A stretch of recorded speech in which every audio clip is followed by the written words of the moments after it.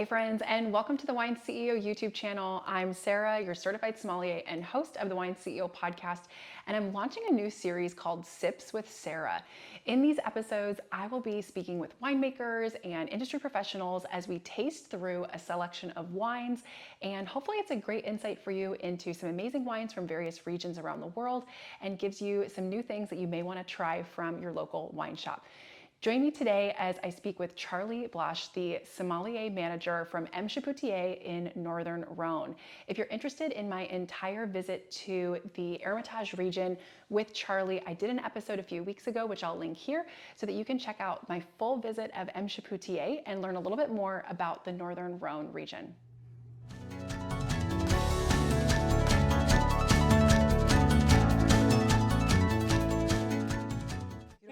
Okay, so Charlie, we're in the tasting room now of M Chapoutier, right? So tell me what we're going to taste.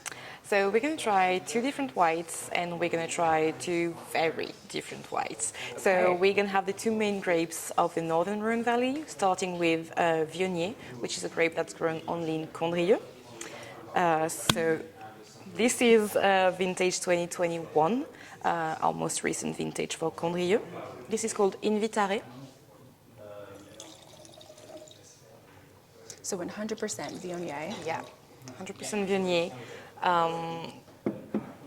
So 2021 was a bit of a cooler vintage, which is very interesting, especially for the whites, because you have a lot of freshness coming through compared to some other vintages that were much warmer with rounder feeling, less sharpness in the wine. So I feel like it's very interesting contrasting with Viognier, because Viognier is such a exuberant grape, like it's a lot of fruits, a lot of flowers, very powerful. So I think it's a good balance on this one especially. Very aromatic. Beautiful. You already get like melon notes. Yeah, definitely very exotic, very typical of the Viognier. You also a lot get like passion fruit, mango, a lot of flowers as well, like honeysuckle, things like that. That's very, very common for Viognier, the Viognier grape. Sure. That is delicious. It is, right? I love the lingering finish. You get a little bit of that honeyed characteristic, but it's still that refreshing, exotic fruit. It's not tart, it's not acidic, it's still very warm on the palate. What's the alcohol in this? You can tell it's a little bit higher alcohol. Yeah, it's 13.5, yeah, which is quite high, but not that much compared to like 2020, for example. Sure. That was very, very high in alcohol content because it was so warm. So yeah, it's also because of the vinification that we do. We don't work with a lot of new oak, and we also try and work for the whites, especially with bigger barrels. So for the whites, we usually use demi-muit, which are 600 liters barrels. So it allows us to have less contact between the wine and the oak. So it's a little bit more mellow and not as powerful. I love it. Awesome. Yeah, this is outstanding. So for the second one, we're going to try Hermitage. So we were talking about it so much, we have to try it now. This one is called Chante-Alouette. So it's the one with a blend of different plots. This one is vintage 2020, which is a little bit warmer, but we still keep a lot of freshness in this one as well. We use a blend of oak aging and stainless steel tanks as well. Wonderful. And remind me, 100% Roussanne, right? 100% Marsanne. Marsanne, 100% Marsanne. Easy to remember, M Chapoutier, Marsanne. Only Marsanne. Perfect, that makes it easy.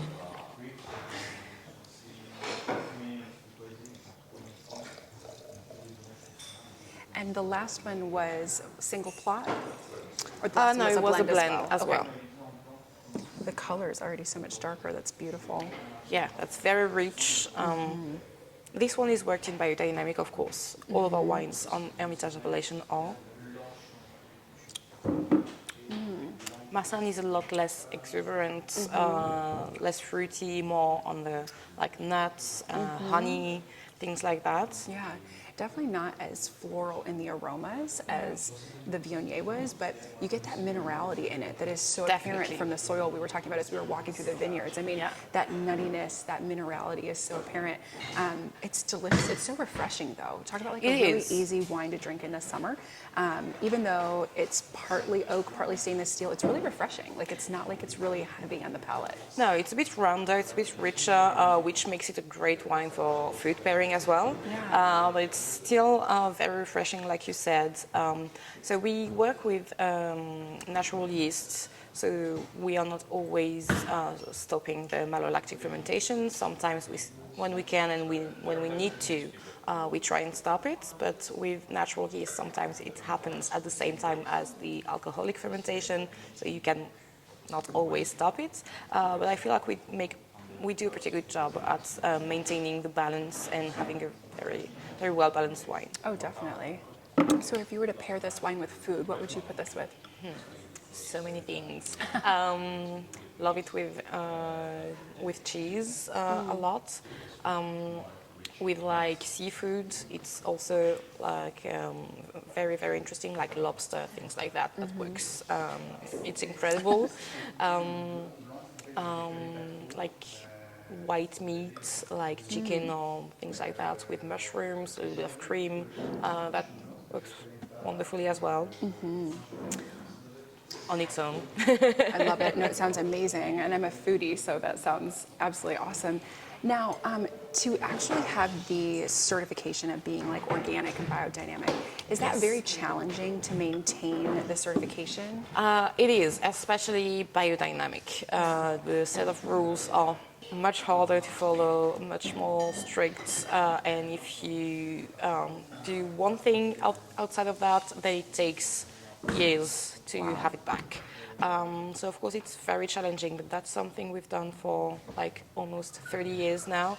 So we know how to do it. We've perfected it as much as we can, I think, even though we're still working on it, research and everything, of course. But yeah, it's a lot of rules, but that's just to ensure the best quality of wine that we can have for us, and for the consumers, of course.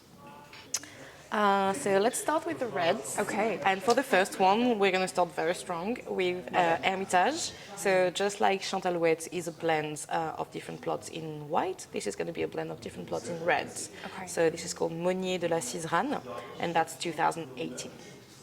Perfect.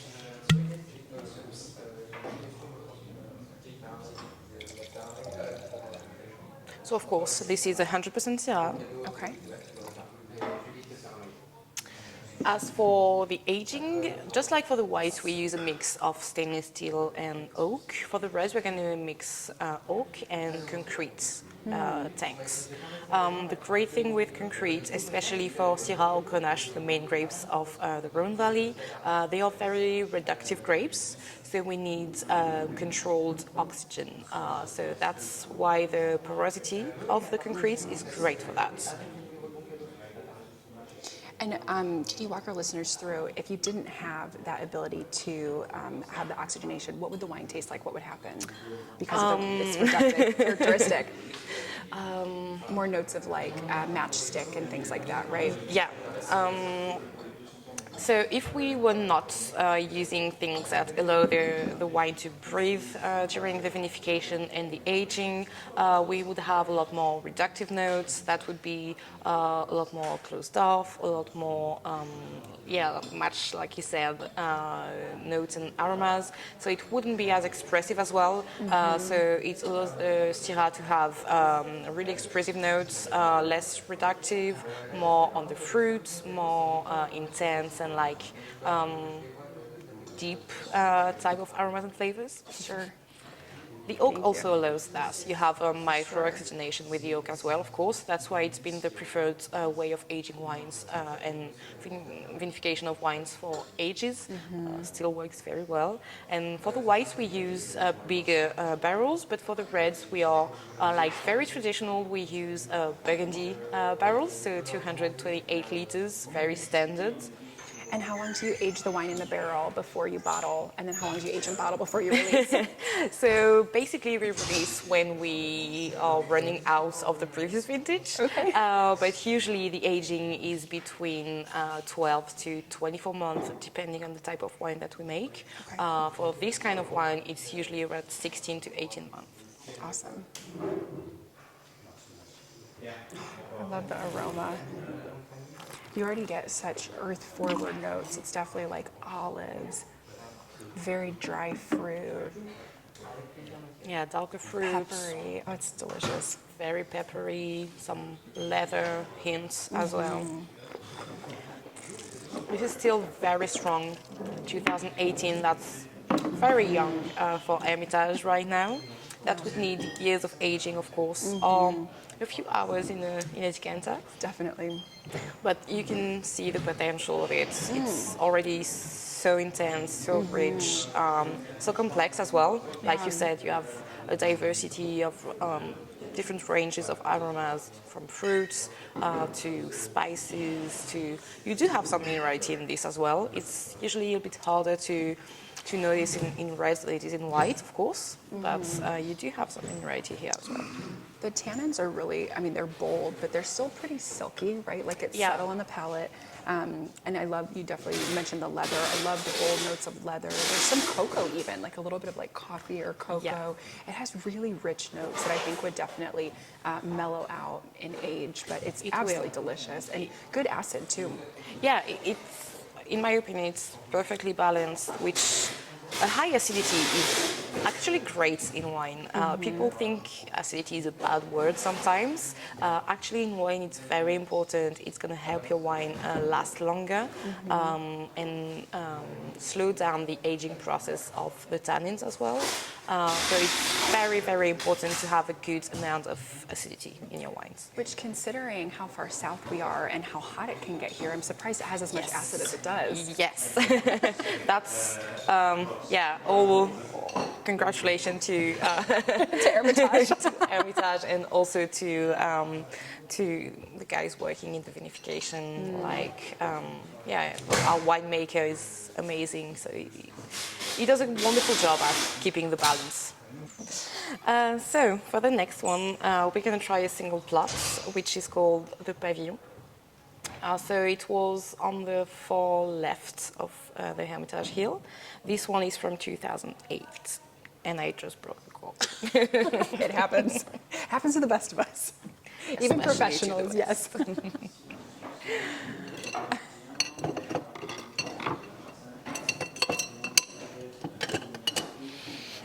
And I love that you all do the wax seal. Has that been a part of the history? Yeah, we've been doing that for a while now. So, of course, it's pretty, but it helps protect the cork as well, because Hermitage are wines that are meant to be kept for decades and decades. So that's going to help prevent any damage to the cork. Sure. Let's try. Fingers crossed. I don't mind a little cork in my wine if it pops all the way through. It's all good. I can always filter that. No worries. And this is a 2008, so it's had pretty significant aging already. Definitely. Good job. Look at that. Thank you. Charlie, master. Love it. So you said this one is single plot, which we can tell because it has no H on the no label. H on the label, and also the wax. So you have a few other wines that are not single plots with wax, but most of the time, especially this color of wax, is going to mean it's a single plot. Single plot. Okay, I'll just pour to myself first in case there's any cork, so it's... Okay, no worries. Now that I'm not being polite. No worries. Thank you. And so when did Michel Chapoutier start the winery? Can you tell us a bit about the history? So the winery actually started a long time ago. It was in 1808. Okay. So it was always in the same family. So Michel and his family are at the head of the house right now. It's the seventh generation. Wow. And Michel actually started in 1989 here. and that's when he started the single plots. So it wasn't the case before. We used to blend everything, but then because he was such a fan of terroir, like I mentioned before, he wanted to let the Hermitage terroir shine, and so that's why he separated different plots and started doing single plots. This one, like I said, is on the left of the hill, and the soils there are granites. The aroma on this is so incredible. Very different than the last one, obviously, because you have so much more dried fruit, not quite that early, more fresh kind of earth characteristic that was there in the first. This one is much more mellow, you can tell. Definitely. And it almost has a little more kind of like licorice-y notes a little bit. Yeah, exactly. You have a lot of licorice right now. You have more cooked fruits, kind of like a little bit jammy even. You still have a lot of spices, but less intense than it used to be on the previous one that was much younger. I'm just gonna show the color, it's beautiful. Yeah, you have still hints of coffee and chocolate, but completely different as well. Oh, wow. That's outstanding. Because by now, the tannins have mellowed so much. So it's just so smooth on the palate, but you still get a little bit of that white pepper, a little bit of the dried fruits. You get the earth, but it's not that kind of astringent minerality from the younger years. That's outstanding. And I love how you still get a little bit of that granite, though. I mean, you can truly taste you can the minerals. almost taste the granite chunks. Amazing. And you can feel there's still a lot of freshness, even after like 15 years. Yeah, 15 years, yeah. It's still very fresh. The acidity is very well balanced with everything else. It's incredible. I had to drink my last 2 sips. I couldn't spit them. It's It's okay. I'm not going to be drinking on the job, but you have to at least drink a little bit of it. Yes, thank you. It's outstanding. It's delicious. Wow, so good. And now we can compare that with another plot. Okay. So it's not going to be the same vintage, so it's not an exact. Horizontal tasting. Yeah, thank you. Okay. So we're going to try l'Hermite. Ah, okay. Like I said, at the top of the hill, and we're going to try it in 2009, which Wonderful. was an outstanding vintage here in Okay. most of France, really. And I'm going to break another cork. They're very old bottles. They're very old corks, right? Yeah. They tend to dry out after many years. Yeah, especially once they are out. Yep. So, what made this year a particularly great year, if you know off the top of your head? The weather conditions were just perfect. We had a lot of sunshine with just enough water to make it good in terms of yields, because of course you're looking for a great year for the taste, but we also need a little bit of yields. So it was just outstanding in every aspect. Everything went great that year. So. Wonderful. It's interesting. The color already looks almost a little bit richer in this one. Like it's a little bit darker. Yeah, we have smaller yields on that plot, so you have a lot more concentration there. Because of the very poor soils, like I said, sandy granites, you're going to have very low yields. So, of course, the concentration is going to be much more intense. Also, we do like long macerations for usually around 3 weeks.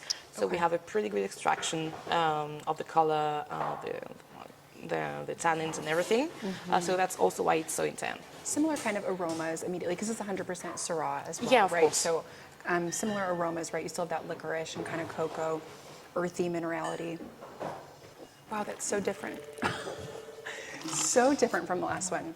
I mean, first of all, you can see a little bit of residual sediment in the glass. Yeah. The tannins are much more tart. It's like very supple on the palate. Even a little more acidity, I think, in this Yes. one than the last. The dry fruit characteristic isn't quite as pronounced either. I feel like in the last one it was more kind of earthy tones. This is just a hint fresher. Yeah, a little bit more like plums, things like that. Yeah. A lot of darker fruits, not as evolved as the previous one. Yeah, the tannins are a little bit stronger on this Yeah. one, even though it's still very velvety compared to, it's 100% Shiraz in a very, very warm area. But Yeah. we also have, we are very lucky because we have a lot of wind here. That's going to help a lot in the vineyards as well.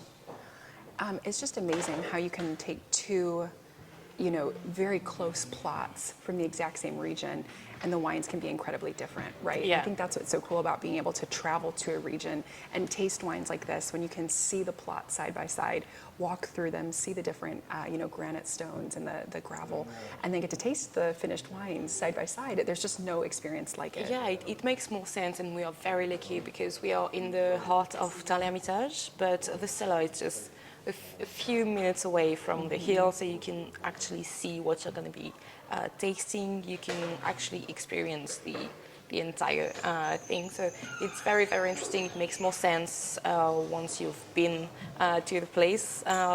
When you try the wine, it makes more sense. And as the sommelier manager, so tell us a little bit about what the tasting room experience is. Do you do tours where folks can come visit, they can go walk the vineyards and then taste the wines as well? Yeah, we do that. So every time someone is booking a tasting with us, we're gonna take them to the vineyard so they can see the Hermitage Hill, they can hear about the philosophy of the house. Then we come back, we have the tasting with the sommelier either here or in a private room. And we also do a lot of different things. We have electric bikes, so people can bike a tour with a sommelier on the bikes, so they can tour the entire Hermitage Hill. We also make different food and wine pairing type of tastings. So usually we do that on Friday evenings mostly, so people can come here. We have like a theme for the evening, so different type of tastings, and then we have a chef here, so they have full course meal with food and wine pairing. That's pretty great. I love it. Very cool. Okay, so come visit M Chapoutier. There's a lot of really great experiences and some incredible wines. Thank you. Yes, these are outstanding, truly fabulous. Really, Glad really you good. enjoyed it. Yeah, thank you. Those were all amazing. Perfect. You're welcome. Friends, I hope you enjoyed my conversation today with Charlie. I had an awesome time tasting through these wines. If you're interested in learning more about these wines, check out the show notes from today's episode. I linked the various wines that we tried, and you can speak with your local wine market to see if they can bring in the M Chapoutier wines, or you can go on M Chapoutier website, also linked in today's show notes, so that you can check them out and see if you can order them in your region around the world. That's all for today, friends. I hope you enjoyed the episode. If you learned something new, don't forget to like, share, and subscribe to my channel, and I will catch you in the next episode of the Wine CEO podcast.